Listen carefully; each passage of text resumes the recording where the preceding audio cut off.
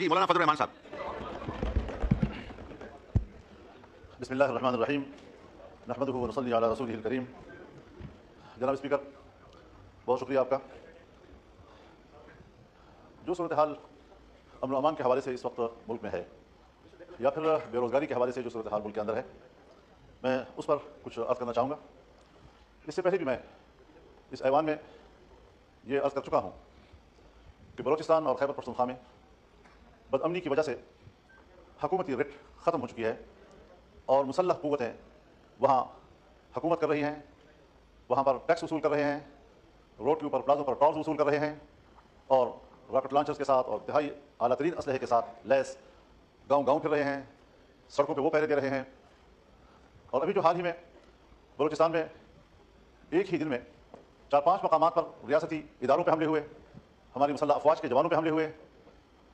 یہ سب چیزیں وہ ہیں کہ اگر ایوان اس پر غور نہیں کرے گا تو پھر کون غور کرے گا؟ ہم کبھی بھی ایسے معاملات کو سنجیدہ نہیں لے رہے ہیں. چنانچہ دونوں طرف صورتحال جذباتی ہو جاتی ہے. ایک فریق اس حد تک چلا جاتا ہے کہ پھر وہ علیحدگی کی باتیں شروع کر دیتا ہے. دوسری طرف بھی ہم طاقت کے ساتھ ان سے نمٹنے اور ہم مکمل طور پر ریاست کے تحفظ کے لیے آخری حد تک جانے کے لیے تیار ہیں. اس قسم کے بیانات صورتحال کو اور جذباتی بناتے ہیں اور دونوں طرف سے ایک انتہا پہ چلے جانے کا عمل وہ پاکستان کی سلامتی کے لیے آج ایک سوالیہ نشان بن گیا ہے. جناب اسپیکر، ان سارے معاملات کو سیاسی لوگ ہی طے کر سکتے ہیں. آج سیاسی لوگوں کی اہمیت ختم کی جا رہی ہے. جہاں معروف معاملہ فہم، تجربہ کار اور سینئر سیاسی قیادت ہے، ان کو سائڈ لائن کیا جا رہا ہے. ظاہر ہے کہ اس کی جگہ نئے نوجوان لیں گے.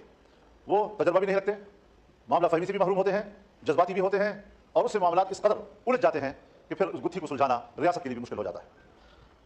سیاستدانوں کو با اختیار بناؤ، سیاستدانوں کو معاملات حوالے کریں، سب چیزیں اپنے اندر سمیٹنا اور سارے معاملات کے لیے فیصل آباد کا گھنٹہ گھر بن جانا، ہر چیز کے لیے خود امرت دھارا بجانا، یہ شاید ایک خواہش تو ہو سکتی ہے لیکن یہ کبھی بھی مسئلے کا حل نہیں ہو سکتا.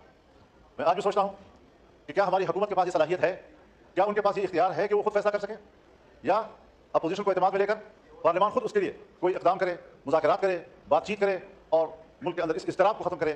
ہم پراکسی جنگ لڑ رہے ہیں. یہ ہمارے اپنے مفاد کی جنگ نہیں ہے بلکہ عالمی قوتیں دخیل ہو رہی ہیں اور عالمی قوت اس صورتحال کا فائدہ اٹھا رہی ہے. جناب اسپیکر، یہ بات آپ سے بھی مخفی نہیں ہے کہ اس وقت خطہ پاکستان اس پراکسی وار کا ایک میدان جنگ بنا ہوا ہے.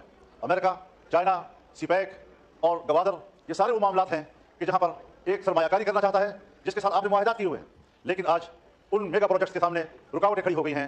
ہمارے ڈیرہ اسماعیل خان لکی مروت سے لے کر آپ پورے بلوچستان کی طرف جائیں، یہ سی پیک ایریا اس وقت ان کے قبضے میں ہے اور وہاں پر کوئی ترقیاتی کام اب ممکن نہیں ہے. اس وقت بلوچستان میں یہی ادارے ہیں کہ چین نکل جائے، پاکستان نکل جائے. حالات یہاں تک چلے گئے ہیں، سنگینی کی صورتحال کا اندازہ آپ اس سے لگائیں کہ کچھ ایریاز میں آج اسکولوں کے اندر، کالجوں کے اندر پاکستان کا ترانہ نہیں پڑھا جا سکتا، ان کے اندر پاکستان کا جھنڈا نہیں لہرایا جا سکتا، ان کے کلاسوں میں پاکستان کا معاشرتی علوم نہیں پڑھایا جا سکتا. یہاں تک صورتحال چلی گئی ہے اور ہم دیکھ رہے ہیں آنکھیں بند کر کے کہ شاید شکاری مجھے نہیں دیکھ رہا ہے. اس تمام تر نازک صورتحال میں ہمیں قدم اٹھانا چاہیے، بڑی خود اعتمادی کے ساتھ ہمیں قدم اٹھانا چاہیے. حکومت کو بھی اپنی ذمہ داری پوری کرنی چاہیے. ہم لڑیں گے، اختلاف رائے کریں گے، تنقید کریں گے، اپوزیشن میں بیٹھے ہیں تو اپوزیشن کا کردار ادا کریں گے، لیکن اگر ملک کو ہماری ضرورت پڑتی ہے تو اپنے وطن عزیز کی چپے چپے کے لیے ہماری خدمات حاضر ہیں. پارلیمنٹ کو، سیاسی جماعتوں کو، سیاسی قائدین کو ملک کے لیے غیر ضروری سمجھنا، اس سے بڑی حماقت اور دنیا میں اور نہیں ہو سکتی جو ہمارے یہاں کی جا رہی ہے. یہ سنجیدہ صورتحال ہے. ہم ان علاقوں میں رہتے ہیں، شاید سندھ میں وہاں تو ڈاکوں کا راج ہے، آپ کو وہاں کچے کی صورتحال سے وابستگی ہے اور پریشان ہیں، لیکن یہاں ہمارے ہاں اسٹیٹ کو باقاعدہ چیلنج کیا جا رہا ہے اور صورتحال انتہائی مخدوش ہو چکی ہے. تو اس سارے صورتحال میں ہمارا کردار کیا ہو سکتا ہے؟ میں اب بھی یقین رکھتا ہوں کہ اگر پارلیمنٹ سے درخواست کی جائے تو آگے بڑھیں، بلوچستان میں جا کر بات کریں، لوگوں کے ساتھ گفتگو کریں، کے پی میں آئیں، وہاں کے لوگوں سے بات چیت کریں، گفتگو کریں تو صورتحال کو دوبارہ واپس اپنے حال پہ لایا جا سکتا ہے. لیکن اس انداز سے صورتحال مزید خراب ہوتی چلی جا رہی ہے. اور میں چونکہ تجربہ رکھتا ہوں، اگر 2006 سے اس ساری صورتحال میں جب ریاست ناکام ہو جاتی ہے تو وہاں ہم جاتے ہیں اور صورتحال کو کنٹرول کرتے ہیں. میں ابھی الیکشن سے پہلے افغانستان گیا، ایک ہفتہ میں نے گزارا. پاکستان افغانستان کے تمام شعبوں میں باہمی تعاون، سرحدات کا معاملہ، مسلح گروہوں کا معاملہ، مہاجرین کا معاملہ، باہمی تجارت کا معاملہ، ان سب پر تفصیلی گفتگو کے بعد میں مکمل کامیاب واپس آیا اور میں نے وزارت خارجہ اور پاکستان کے ذمہ داروں کو آگاہ کیا اس سے، اور وہ مطمئن ہوئے، اپریشیٹ کیا، کہا میکینزم کیا ہوگا. میں کہا ریاست کا معاملہ ہے، میرا ذاتی معاملہ نہیں ہے. میں تو اپنے کبھی گیا تھا، ان کی دعوت پہ گیا تھا. تو یہ کوئی مشکل چیزیں نہیں ہیں، لیکن اگر ہم سنجیدگی کے ساتھ بیٹھ کر تسلی سے بات چیت کر سکیں. یہاں پر سوال اٹھائے جاتے ہیں صاحب، حملہ ہو گیا، شام میں حملہ ہوا، یقیناً بری بات ہے، ہمیں اقدام کرنا چاہیے ان کے خلاف. سیدھا الزام آ جاتا ہے کہ یہ تو افغانستان کے لوگ ہیں، افغانستان کے لوگ ہیں تو افغانستان کے لوگ مجرم ہیں. لیکن وہ ایک یا دو چوکیوں کو عبور کر کے کوئٹہ پہنچتے ہیں اور کوئٹہ سے لے کر شام اور کوہستان تک 250 چوکیاں ہیں، ان کو عبور کرنا کیا وہ بھی افغانستان کی ذمہ داری ہے؟ ہم کہاں تھے وہاں پر؟ सरहदात पर हमारी फौज है, उनके पास इतनी फौज नहीं है कि वो सरहदात कंट्रोल कर सके। लेकिन इस सारी सूरत हाल में सिर्फ इससे काम नहीं बनेगा कि हम जिम्मेदारियां किसी और पे डाल दें, हमें खुद अपनी जिम्मेदारियों की तरफ भी मुतवज्जह होना होगा। दूसरी बात मैं ये अर्ज करना चाहता हूँ, हाँ ये चीज़ इसमें है कि प्रायोरिटीज देखनी चाहिए। इस वक्त यकीनन ये एक अहम मसला है कि जो मिसिंग पर्सन हैं, ये बड़ा एक इंतहाई अहम मसला है हम लोगों का।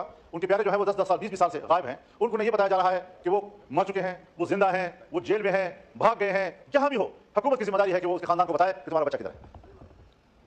हमने तो वो चीज़ भी देखी कि अगर आर्मी पब्लिक स्कूल का वाक़या होता है, आर्मी पब्लिक स्कूल के वाक़े से 1 साल पहले एक नौजवान पकड़ा जाता है, 1 साल पहले, और फिर जब फांसियां दी जाती हैं तो आर्मी पब्लिक स्कूल पर हमले के पादाश में उस 1 साल पहले वाले कैदी को भी उस फहरिस्त में डाल दिया जाता है कि ये भी कातिल था, और उसको फांसी दी जाती है। इस किस्म की चीज़ें लोगों में बदएतमादी पैदा करती है, इस किस्म की चीज़ें लोगों में नफरत पैदा करती है। मैं चाहता हूँ कि कौम फौज पर एतमाद करे, लेकिन इन इक़दामात से एतमाद खत्म होता जा रहा है, नफरतों में इजाफा होता जा रहा है, और मुझे नहीं ख्याल कि ये नफरतें हम आइंदा चंद नस्लों में भी खत्म कर सकेंगे। लिहाजा इन मसाइल को तरजीह दे देनी चाहिए। वसाइल हैं, और बलूचिस्तान के वसाइल हैं, खैबर पख्तूनख्वा के वसाइल हैं, सिंध के वसाइल हैं, पंजाब के वसाइल हैं, उन वसाइल पर वहाँ के अवाम का हक है, वहाँ के लोगों के आइंदा नस्लों का हक है, उनको इत्मीनान दिला दिया जाए कि आइन पर अमल होगा और 18वीं तरमीम के तहत ये चीज़ें आपकी मिल्कियत है, रियासत का कोई हक नहीं है कि वो जाकर वहाँ पर कब्जा करे। यही वजह है कि आम मजालिस में ये सवाल उठाए जाते हैं कि साहब ये जो सारी दहशतगर्दी के खिलाफ जंग, फौज का हरकत में आना और कबायली इलाकों में चले जाना, ये दर हकीकत उन वसाइल पर कब्जा करने की एक वसीला है जो उसके लिए इस्तेमाल हो रहा है, जिसको लोग इदराक करते हैं और उस पर सवाल उठाए जा रहे हैं।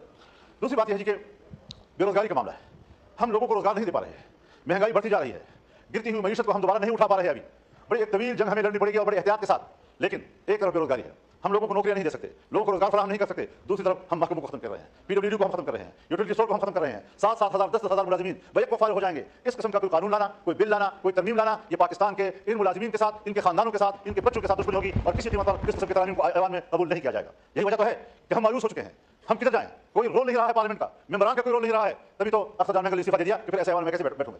और ये उनके जज्बात एहसास नहीं है, जिस तरह के इलेक्शन हुए, जिस तरह के नतीजे सामने आए, जिस तरह का पार्लियामेंट वजूद में आया, ये एहसास हम सबके हैं। ये और बात है कि पार्टी का मामला है, किसी पार्टी ने फैसला कर दिया, कोई अभी ऐवान में किरदार अदा करना चाहता है, लेकिन इस तरह चलेगा नहीं। मामला को खराब न कीजिए।